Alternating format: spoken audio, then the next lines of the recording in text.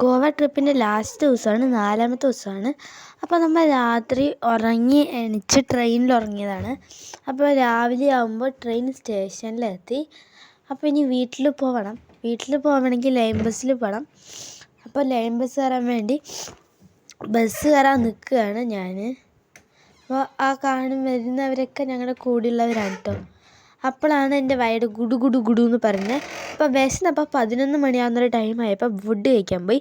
ഞാൻ, അനിയത്തി, അമ്മ, അച്ഛൻ, ചാച്ചനും കൂടിയാണ് പോയത്. പിന്നെ വേറെ കുറേ പേരുണ്ടായിരുന്നു.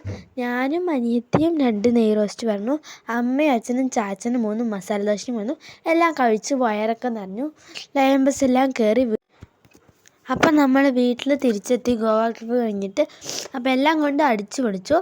നമ്മൾ വീടെത്തി. ഇനി അടുത്തതായിട്ട് എൻ്റെ പട്ടിക്കുട്ടിയുണ്ട്, അവനെ കാണാൻ പോകണം. അപ്പോൾ അവൻ്റെ സ്നേഹപ്രകടനങ്ങളാണ് കാട്ടുന്നത്. അവൻ മൂത്രമൊഴിച്ചു 8 വയസ്സ്. അത്ര സ്നേഹമാണ്. ഇത് അമ്മൻ്റെ അടുത്ത് കാട്ടുന്ന സ്നേഹമാണ്, ഭയങ്കര സ്നേഹം. അവൻ്റെ പേര് റാംബോ എന്നാണ്. ഞാൻ വേറെ വീഡിയോസിലൊക്കെ പരിചയപ്പെടുത്തിയിട്ടുണ്ടാക്കും. പിന്നെ എന്നെ സ്നേഹിച്ചു കുറേ നേരം. പാവം 4 ദിവസം ഞങ്ങളെ കാണാണ്ടിരുന്നതാണ്. അപ്പോൾ അച്ഛൻ്റെ വീട്ടിൽ കൊണ്ടിട്ട് ഇതിനെ വിട്ടത്. നമ്മുടെ വീട്ടിൽ ആരും നോക്കാനില്ല പറഞ്ഞിട്ട് അച്ഛൻ്റെ വീട്ടിൽ കൊണ്ട് വിട്ടു. അതുകൊണ്ട് അത് അവിടെ ആയിരുന്നു ഇത്ര 4 ദിവസവും ഇരുന്നത്. അപ്പോൾ ഞങ്ങളൊക്കെ എല്ലാം സ്നേഹിച്ച് കൊന്ന് മൂത്രമൊക്കെ ഒഴിച്ച് വെച്ചു. അപ്പോൾ ഇതാണ് ഞങ്ങളുടെ ഗോവ ട്രിപ്പ്. പുതിയ വീഡിയോകളുമായി വീണ്ടും കാണാം.